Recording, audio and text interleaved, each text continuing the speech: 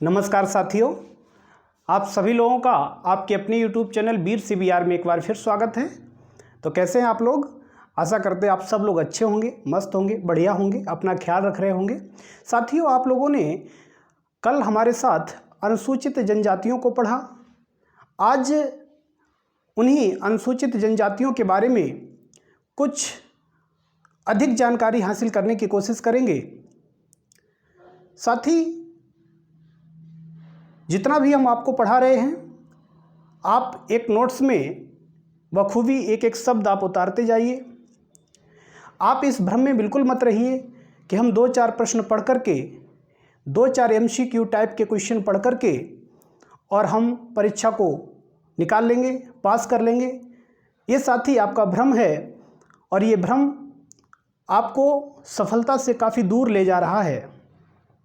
इसलिए साथी, सफलता के लिए कोई भी शॉर्टकट नहीं होता है। आपको शिद्दत के साथ, मेहनत के साथ पढ़ना ही पड़ेगा। जो लोग शिद्दत से, मेहनत से पढ़ते हैं, सबसे पहले वही लोग सफलता की सीढ़ी चढ़ते हैं। ये ध्यान रखिए प्यारे साथी, ठीक है। और इसी के साथ हम लोग आगे बढ़ते हैं। तो कल हमने आपको बताया था कि उत्तर प्रदेश की 12 जनजातियों के बारे में, 12 अनुसूचित जनजातियों के बारे में। इनमें सबसे पहले हमने आपको बताया था कि एक जनजाति है थारू। साथ ही ये जो थारू जनजाति है, ये उत्तर प्रदेश की सबसे बड़ी जनजाति है, सबसे बड़ी जनजाति है। ये जो इसका नाम थारू पड़ा है, ये माना जाता है कि ये थार रेगिस्तान में निवास करते थे और वहीं से ये लोग आए हैं। तो इसलिए इन लोगों का जो नाम पड़ा वो क्या पड़ा साथी? थारू पड़ गया, ठीक है। कुछ लोग इन्हें किरातवंशी भी मानते हैं। किरातवंशी क्या है साथी? ये नेपाल का मूल वंश है, अर्थात नेपाल में इस वंश के लोग रहते हैं। तो उन लोगों से जोड़ करके इन्हें देखा जा रहा है, अर्थात कुछ लोग या कुछ पुस्तकों में इन्हें किरातवंशी के से संबंधित बताया गया है, ठीक है साथी। अगर हम इनकी लोकेशन को देखें तो जो लोकेशन इनकी पड़ती है प्यारे साथियों, ये आपका मथुरा हो गया, ये ललितपुर, इस तरीके से। फिर ये सोनभद्र होते हुए बलिया, महाराजगंज होते हुए, इनकी कुछ लोकेशन को हम लोग देख लेते हैं कि ये पड़ता आपका महाराजगंज, ये पड़ता है सिद्धार्थनगर, और यहाँ पर ये बलरामपुर, और इसके बाद यहाँ पर श्रावस्ती, और श्रावस्ती के बाद प्यारे साथी ये पड़ता है बहराइच, और बहराइच के बाद यहाँ पर ये लखीमपुर के बाद यहाँ पर पड़ेगा पीलीभीत, और पीलीभीत के इधर बढ़ोगे तो यहाँ पर पड़ता है आपका बरेली, और बरेली के इधर आपका ये पड़ेगा रामपुर से थोड़ा और आगे बढ़ोगे तो ये पड़ता मुरादाबाद के इधर ये आपका पड़ता बिजनौर। इसके बाद ये मुजफ्फरनगर, और यहाँ पर पड़ता है सहारनपुर। अगर हम थारू की बात करें तो ये थारू लखीमपुर से लेकर ये जो महाराजगंज तक का क्षेत्र है, यहाँ पर आपका ये गोरखपुर पड़ता है, गोरखपुर में भी साथी थारू जनजाति निवास करती है। तो ये जो क्षेत्र है गोरखपुर, महाराजगंज, सिद्धार्थनगर, बलरामपुर, श्रावस्ती, बहराइच, लखीमपुर, इस क्षेत्र में ये थारू जाति निवास करती है। ये साथी जो क्षेत्र है वो तराई का क्षेत्र है, तराई क्षेत्र है, ठीक है। और इसलिए इन लोगों का जो यहाँ कद होता है, ये लोग, इनका जो शारीरिक जो ढांचा होता है वो कद इनका कैसा होता है? छोटा होता है। टांगे इनकी कद छोटा होता है, टांगे भी छोटी होती हैं, टांगे छोटी होती हैं, ठीक है साथी, टांगे छोटी होती हैं। इसी तरीके से ये टांगे क्यों छोटी होती हैं? अगर इसका भी कुछ कारण है, वहाँ जो दलदली जो क्षेत्र होता है उसमें जो लोग छोटे कद के होंगे, जिनकी टांगे छोटी होंगी, वो लोग उस दलदली क्षेत्र में कहीं एक तरीके से कह सकते हैं कि वो आराम से चल सकते हैं, चलने में उन्हें सुविधा होगी। और जो लंबे लोग होंगे, जिनकी टांगे लंबी होगी, वो दलदली क्षेत्र में उन्हें चलने में कठिनाई होती है। तो कहीं न कहीं इसीलिए इनकी टांगे छोटी होती हैं, ठीक है साथी। इनका जो चेहरा होता है, चेहरा चौड़ा होता है और रंग इनका कहीं न कहीं पीला रंग होता है। कैसा होता है साथी? पीला रंग होता है, ठीक है साथी। तो ये इस क्षेत्र में निवास करते हैं।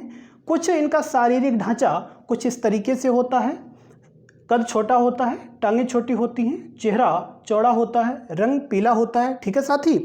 अगर इनकी धार्मिक स्थिति की बात करें, धार्मिक स्थिति की बात करें तो ये लोग साथी हिंदू धर्म को मानते हैं। किसे मानते हैं? हिंदू धर्म को मानते हैं। और ये चीज़ कैसे पता चलती है कि ये लोग हिंदू धर्म को ही मानते हैं? क्योंकि ये लोग चोटी रखाते हैं, चोटी, ठीक है साथी, और धोती कुर्ता पहनते हैं। क्या पहनते हैं? धोती कुर्ता पहनते हैं, ठीक। इसके बाद ये लोग जो हिंदू रीत रिवाज होते हैं उन्हें मानते हैं, ठीक है। इसके बाद जो हिंदू देवी देवता होते हैं, देवी देवता की पूजा करते हैं। क्या करते हैं साथी? हिंदू देवी देवताओं की ये लोग पूजा करते हैं, ठीक है साथी। और ये लोग क्या करते हैं कि जो जादू टोना में भी ये लोग विश्वास करते हैं, ठीक। और जो भी हिंदुओं के जो भी त्यौहार हैं साथी, उन्हें ये लोग मनाते हैं, ठीक। लेकिन हिंदुओं का एक त्यौहार दीपावली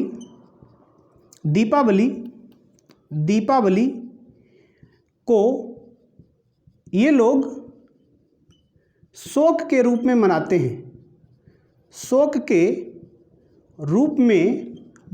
हैं, मनाते हैं, ठीक है साथी। अच्छा, ये दीपावली को शोक के रूप में आखिर क्यों मनाते हैं? इसका भी एक रीज़न है कि दीपावली के दिन ये लोग अपने पूर्वजों को याद किया करते हैं और उन पूर्वजों की याद में ये लोग उनकी यादों में शोक में डूब जाते हैं। अर्थात कह सकते हैं कि इस दिन ये लोग अपने पूर्वजों को याद करते हैं और इसलिए कहीं न कहीं प्यारे साथी ये लोग शोक में डूबे रहते हैं। अर्थात दीपावली को ये लोग शोक के रूप में मनाते हैं, ठीक है साथी। इसे नोट कर लीजिए फटाफट।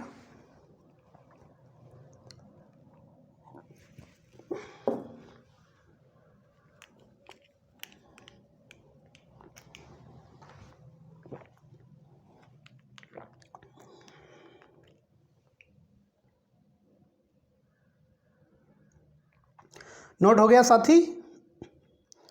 नोट कर लो फटाफट, तब तक इंक थोड़ा डाल लेते हैं।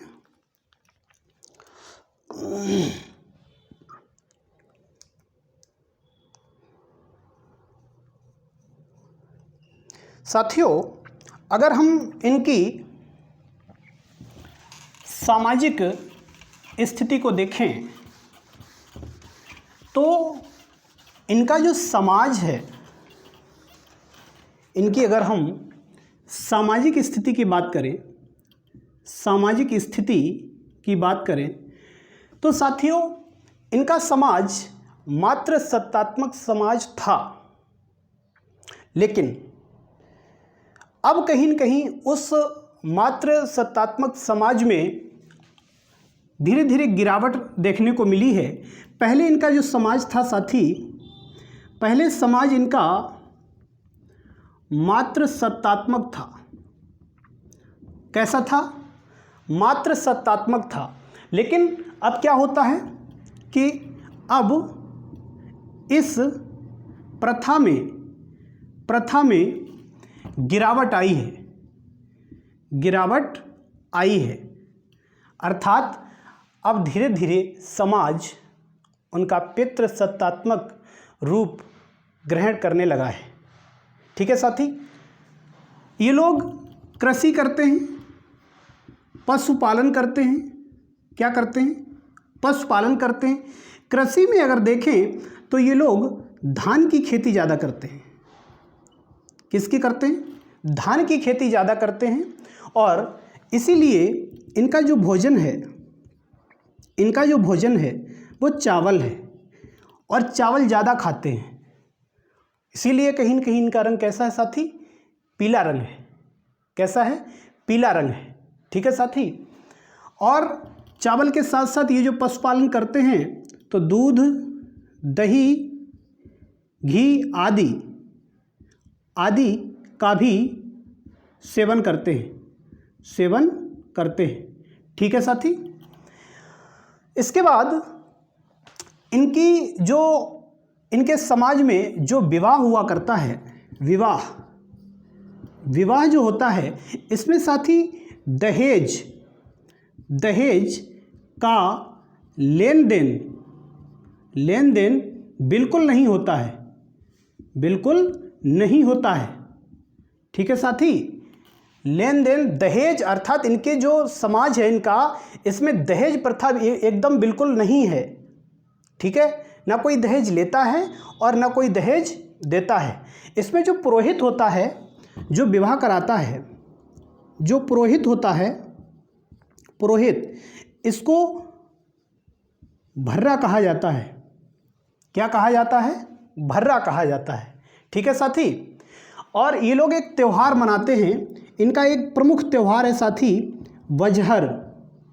क्या त्यौहार है? बजहर। और इस बजहर त्यौहार पर ये लोग क्या करते हैं? खिचड़ी डांस करते हैं, खिचड़ी नृत्य किया करते हैं। ठीक है। क्या करते हैं? खिचड़ी नृत्य करते हैं। ठीक है साथी। और इस समय ये लोग क्या करते हैं? थोड़ी बहुत शराब का भी सेवन कर लेते हैं। शराब का भी सेवन कर लेते हैं जब ये लोग खिचड़ी नृत्य करते हैं उस समय। ठीक है साथी। इन लोगों के लिए जो लखीमपुर खीरी है, लखीमपुर में साथी एक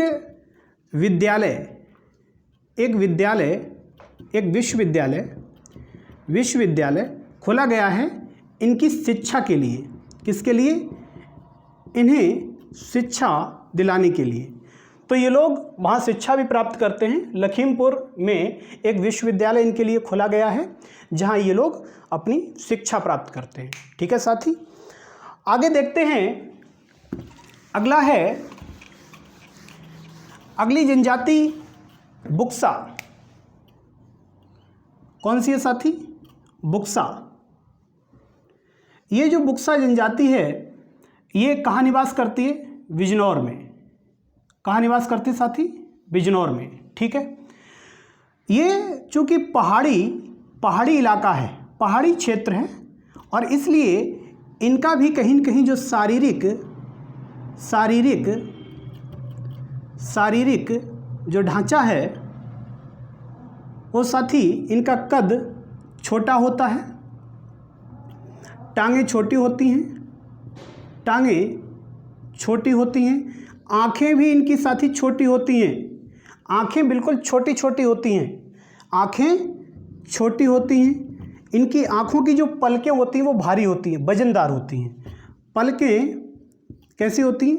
भारी होती हैं। ठीक है साथी, ये टांगें छोटी होने का कारण है कि आप अगर पहाड़ी क्षेत्र पर आप चढ़ते हैं और छोटी छोटी टांगें हैं तो आप थकोगे नहीं, और अगर टांगें लंबी हैं तो व्यक्ति थक जाएगा।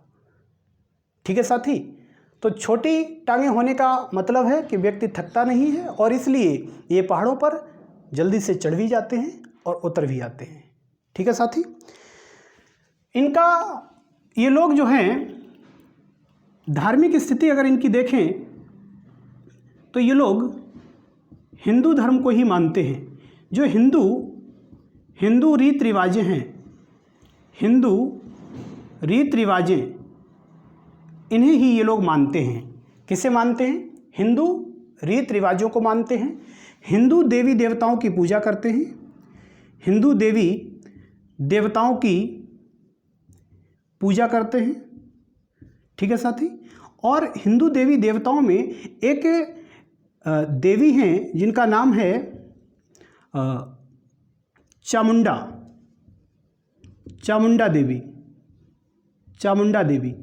ये जो चामुंडा देवी हैं प्यारे साथियों, ये इनकी प्रमुख देवी हैं। कैसी हैं? प्रमुख देवी हैं। ठीक है साथी, इनको ये लोग बहुत मानते हैं। ठीक, अगर सामाजिक स्थिति में देखें तो जो सामाजिक स्थिति है इनकी, साथी ये लोग भी कृषि करते हैं। क्या करते हैं? कृषि करते हैं, पशुपालन करते हैं। ठीक, कृषि करते हैं, पशुपालन करते हैं। ठीक है, ये लोग चावल का ज़्यादा सेवन करते हैं, चावल ज़्यादा खाते हैं। ठीक, दूध आदि का भी सेवन करते हैं, लेकिन ये लोग शराब ज़्यादा पीते हैं, शराब ज़्यादा पीते हैं। भोजन करने से पहले एक पैग ये जरूर लगाते हैं। ठीक है साथी, चूँकि ये लोग हिंदू धर्म को मानते हैं और इसलिए ये लोग गाय, बंदर और मोर, इनके मांस का सेवन इनके समाज में वर्जित है। इनके मांस का सेवन इनके समाज में वर्जित है। कैसा है साथी? अर्थात गाय, बंदर और मोर का ये लोग सेवन बिल्कुल नहीं करते हैं। ठीक है, इनके मांस का सेवन इनके समाज में वर्जित है। इसी तरीके से अगर हम अन्य सामाजिक स्थिति को देखें तो प्यारे साथी, इनका जो समाज है, समाज में जो परिवार होता है, इनका जो परिवार होता है, परिवार में प्यारे साथी संयुक्त परिवार की प्रथा इनके समाज में प्रचलित है। संयुक्त परिवार होता है, अर्थात इनका परिवार बड़ा परिवार होता है। कैसा होता है? बड़ा परिवार होता है। इनके परिवार में जो भी विवाह आदि होते हैं, ये अनुबंधात्मक विवाह होते हैं। अनुबंधात्मक विवाह, ये क्या होता है? अनुबंधात्मक का मतलब होता है ये विवाह एक शर्त पर होता है और ये शर्त कभी भी तोड़ी जा सकती है। एक शर्त पर विवाह होता है और ये शर्त अर्थात विवाह या ये विवाह कभी भी टूट सकता है।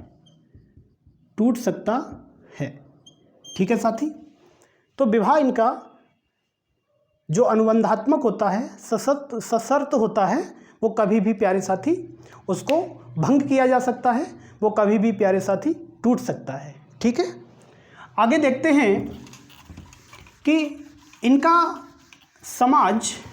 समाज में साथी वर्ण व्यवस्था भी देखने को मिली। इनके समाज में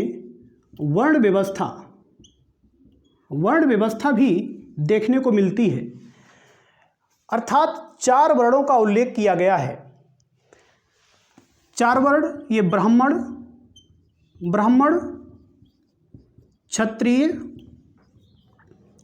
क्षत्रिय, अहीर और नाई, ये 4 वर्ण हैं इनके समाज में, अर्थात ब्राह्मण बुक्सा, क्षत्रिय बुक्सा, अहीर बुक्सा, नाई बुक्सा। ठीक है साथी, तो कितने वर्ण हैं? 4 वर्ण इनके समाज में हैं। ठीक है, कुछ इनके अगर राजनीतिक ढांचे को देखें तो प्यारे साथी, इनके समाज में एक बिरादरी पंचायत की भी व्यवस्था है। किसकी? बिरादरी पंचायत। ठीक है साथी, और इस जो बिरादरी पंचायत है, इसका जो मुख्य होता है, मुखिया होता है, उसे तख्त कहते हैं। ठीक, अन्य भी लोग होते हैं, जैसे मुंसिफ होता है, या मुंशी लिख सकते हो, मुंशी। ठीक है, इसी तरीके से एक दरोगा होता है, एक सिपाही होता है, सिपाही। ठीक है, ग्राम पंचायत भी इनके समाज में प्रचलन में है। ग्राम पंचायत भी प्रचलन में है, और जो ग्राम पंचायत का मुखिया होता है, मुखिया प्यारे साथी कौन होता है? सरपंच होता है। कौन होता है? सरपंच होता है। तो आपको हमने बताया कि समाज में वर्ण व्यवस्था प्रचलन में है। ब्राह्मण, क्षत्रिय, अहीर, नाई, 4 प्रकार के इनके समाज में वर्ण हैं।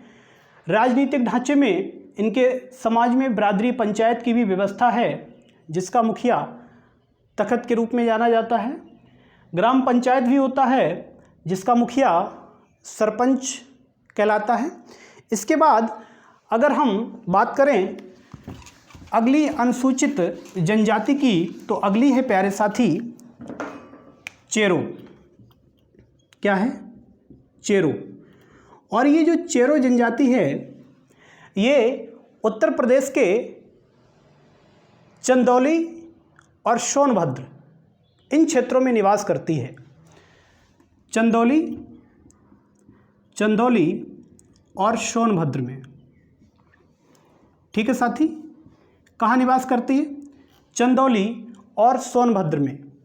देखा जाए तो ये लोग कृषि भी करते हैं। क्या करते हैं? कृषि करते हैं, और कहीं न कहीं जो महुआ के जो पुष्प होते हैं, महुआ के फूल, इन्हें ये लोग एकत्रित करते हैं, इन्हें इकट्ठा करते हैं और इन्हें बेचते हैं। क्या करते हैं?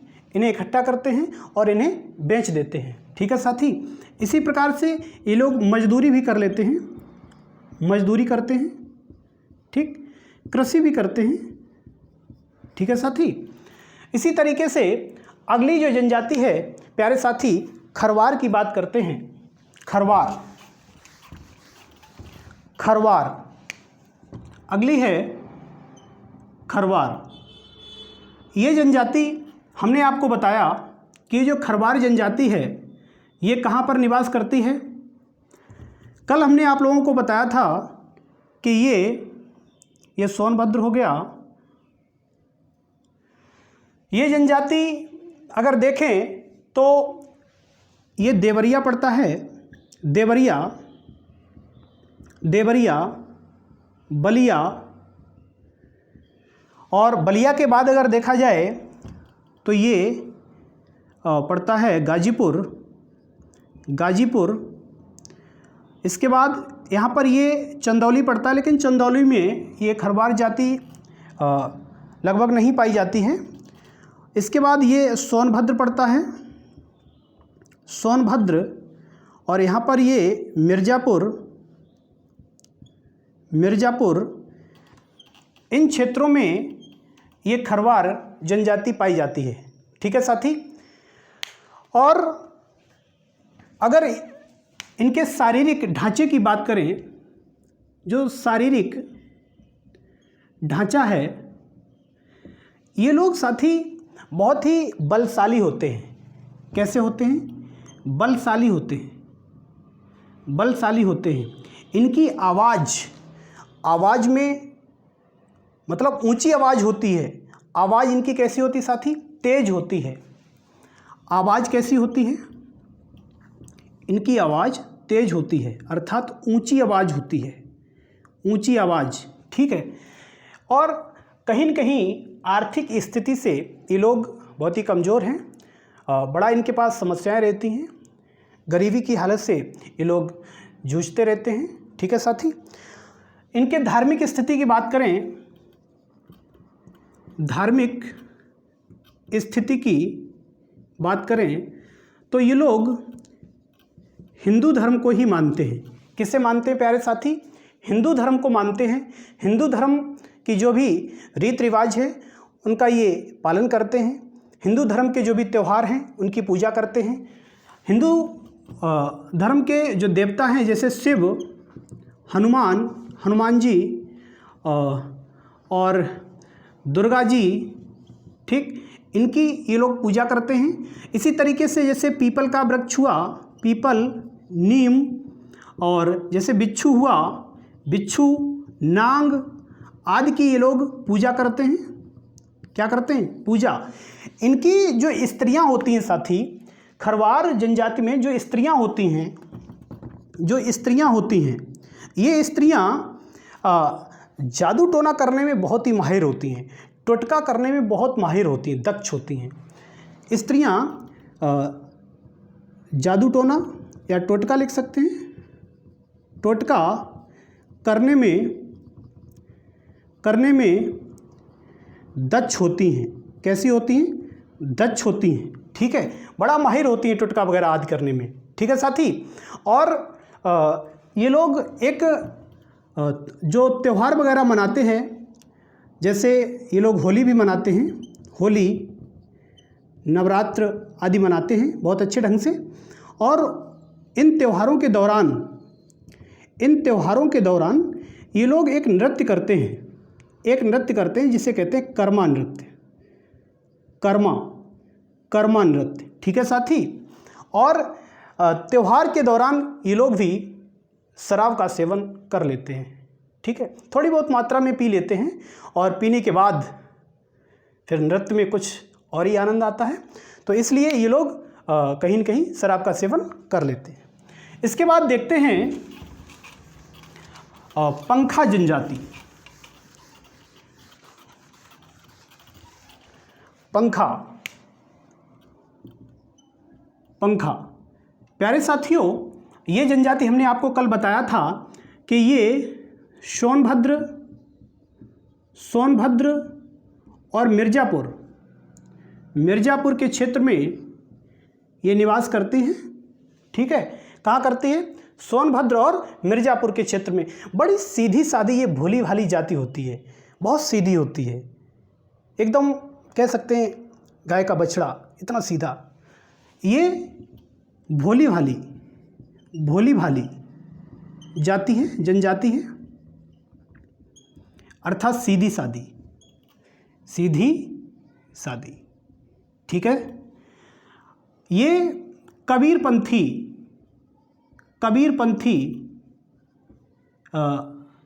इन्हें कहा जाता है। ठीक है। अर्थात कबीरपंथी से जोड़ करके पंखा जनजाति को देखते हैं। ठीक है। इसके बाद देखते हैं प्यारे साथी, एक जनजाति है गोंड जनजाति। कौन सी है? गोंड जनजाति। ये जो जनजाति है साथियों, इसकी 5 उप जनजातियाँ हैं। कितनी हैं? 5 उप जनजातियाँ हैं। ये 5 उप जनजातियाँ हैं। एक तो हो गई आपकी गोंड, तो राजगोंड हो गया, राजगोंड। दूसरी पठारी हो गई। ठीक है साथी। और तीसरी आपकी हो जाएगी पठारी के बाद धुरिया। कौन सी हो जाएगी? धुरिया। कल जो हमने आप लोगों को जो जनजातियां जिस तरीके से आपको याद कराई थी, आप उन्हें एक बार ज़रूर देख जाइए, और जो साथी नए हैं वो हमारी कल की क्लास ज़रूर देखें। और कल की क्लास देखने के बाद साथी आप ये क्लास देखते हैं तो बहुत ही आनंद आएगा, बहुत ही अच्छा लगेगा। इसके बाद नायक, ठीक है साथी। और इतिहास की भी क्लास हमारी कुछ पड़ी हुई हैं और उनको भी हम रेगुलर करेंगे। कुछ समय रहते धीरे धीरे उनको भी बराबर सुचारू रूप से चलाने का प्रयास करेंगे। जो साथी इतिहास पढ़ना चाहते हैं वो हमारी कुछ पिछली क्लासें पढ़ी हुई हैं, उनको देख लें और फिर हम उसको कहीं न कहीं रेगुलर करेंगे, ठीक है साथी। तो ये हमारी जो अगली है वो है ओझा। कौन सी है? ओझा, ठीक है साथी। तो राजगोंड, पठारी, धुरिया, नायक और ओझा, ये गोंड जनजाति की 5 उप जनजातियाँ हैं। ये जो गोंड जनजाति है प्यारे साथियों, उत्तर प्रदेश के 13 जिलों में इसको अनुसूचित जनजाति का दर्जा दिया गया है। तो देख लेते हैं कि आखिर वो 13 जिले कौन से हैं जहाँ जहाँ पर गोंड जनजाति को अनुसूचित जनजाति का दर्जा दिया गया। तो ये जो इसको साफ कर देते हैं साथी।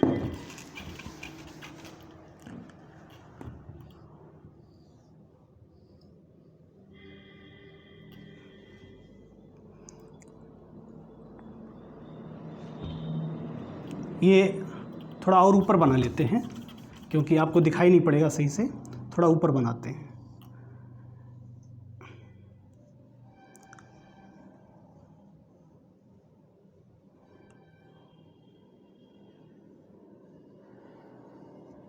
ये आपका यूपी हो गया। इसमें अगर हम यहाँ पर आप देखते हैं कि यहाँ पर सिद्धार्थनगर है, सिद्धार्थनगर, ये आपका महाराजगंज,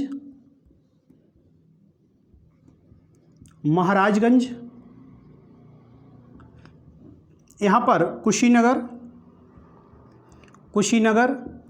और यहाँ पर आपका पड़ता है देवरिया, ये आपका पड़ जाता है बलिया, ठीक है साथी, क्या पड़ता है? बलिया। इसके बाद यहाँ पर पड़ता है ये गाजीपुर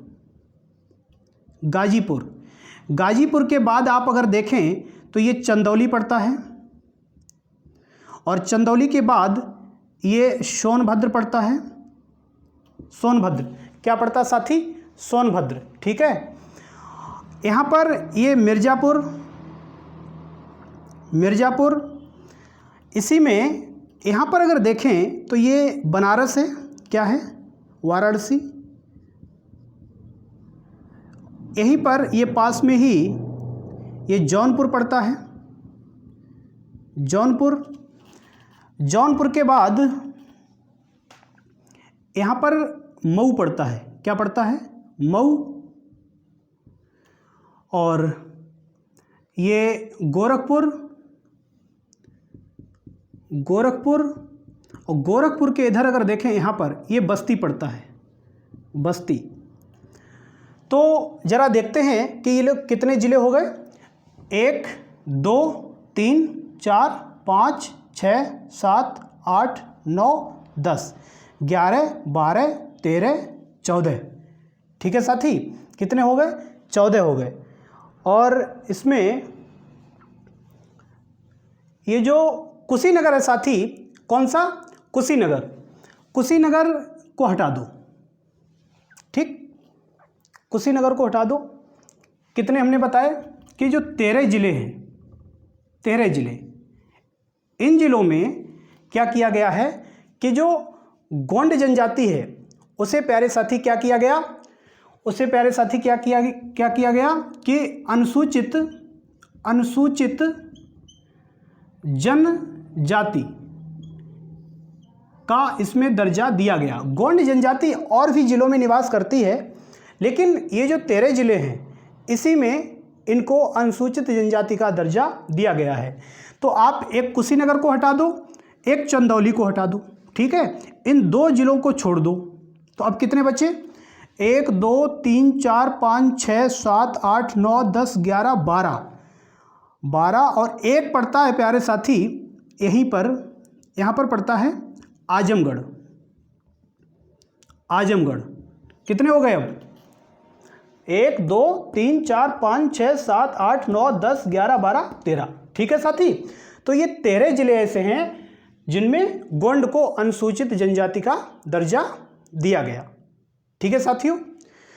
इसके बाद ये लोग जो है, इसे नोट कर लीजिए साथी, तब तक थोड़ा इंक डाल लेते हैं इसमें।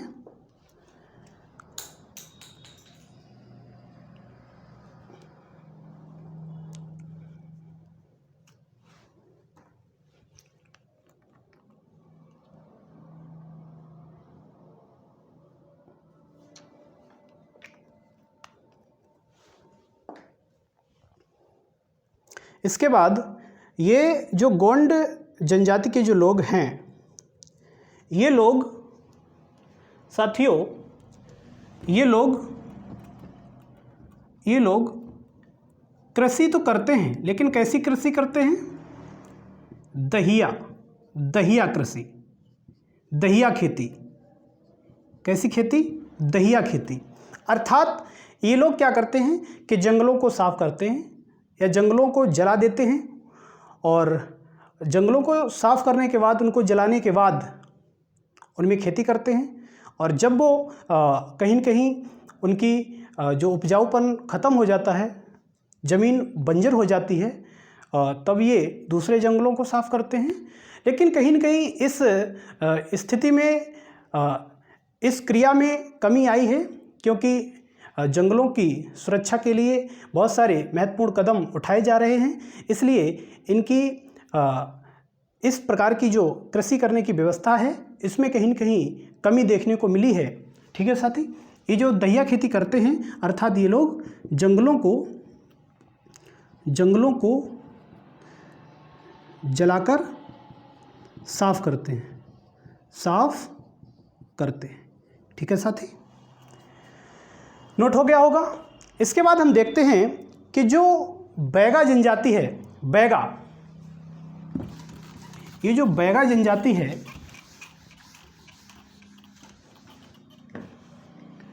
बैगा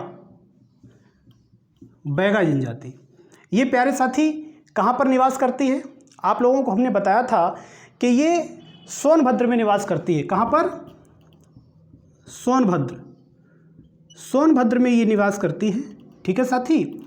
और इसका भी कहीं न कहीं जो गोंड लोग करते थे दहिया खेती, दहिया कृषि या दहिया कृषि को एक दूसरे नाम से जानते हैं, जिसका नाम है स्लेश बर्न। अर्थात जंगलों को जलाकर साफ करके खेती करना, ठीक है साथी। इनका भी वही काम है, ठीक है। और कहीं न कहीं ये लोग इस समाज के जो लोग हैं, वो अपने शरीर पर टैटू तो आप लोग जानते ही होंगे, टैटू गुदवाने का काम प्रमुखता से करते हैं।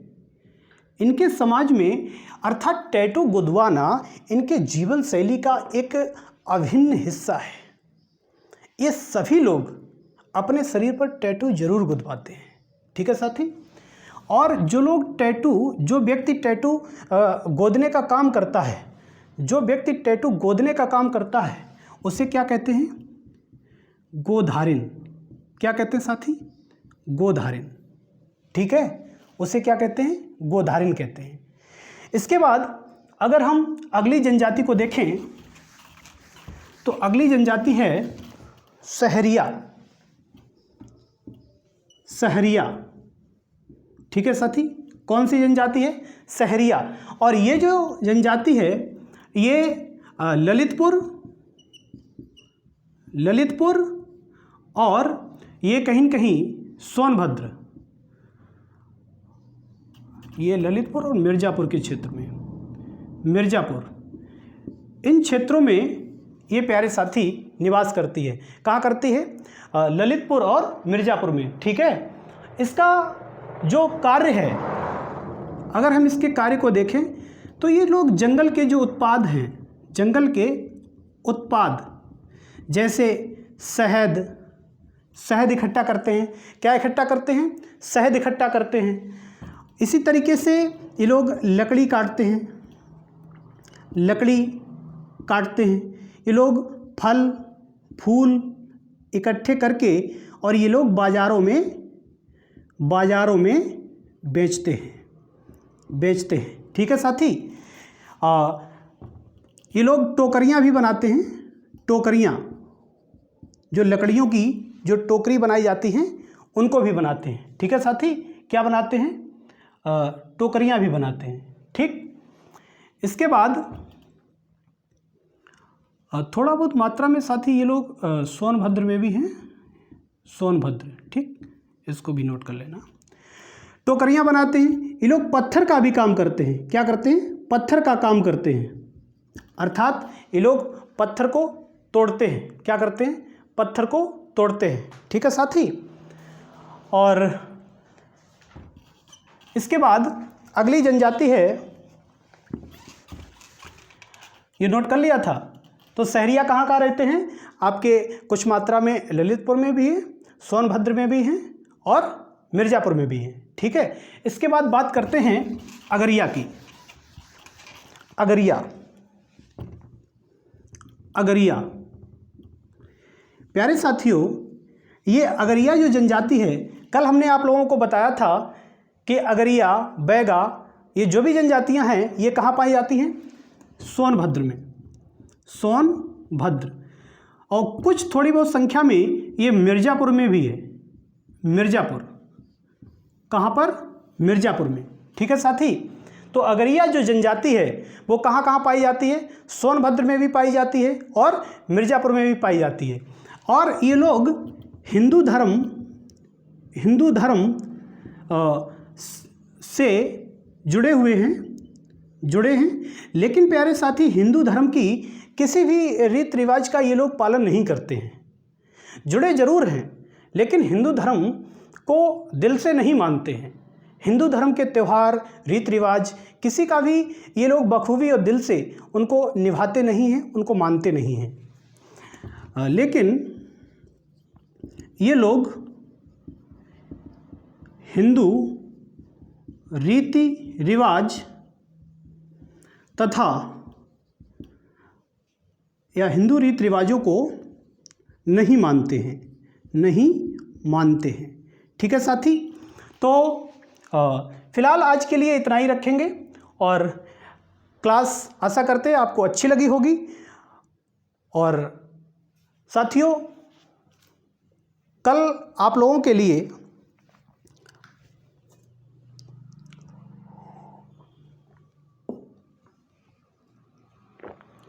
एक बहुत ही मज़ेदार क्लास आने वाली है और सभी लोग क्लास को लाइक करें और सब्सक्राइब जरूर कर दें चैनल को और दोस्तों में शेयर करें। कल फिर मिलेंगे एक मज़ेदार क्लास के साथ, तब तक के लिए नमस्कार।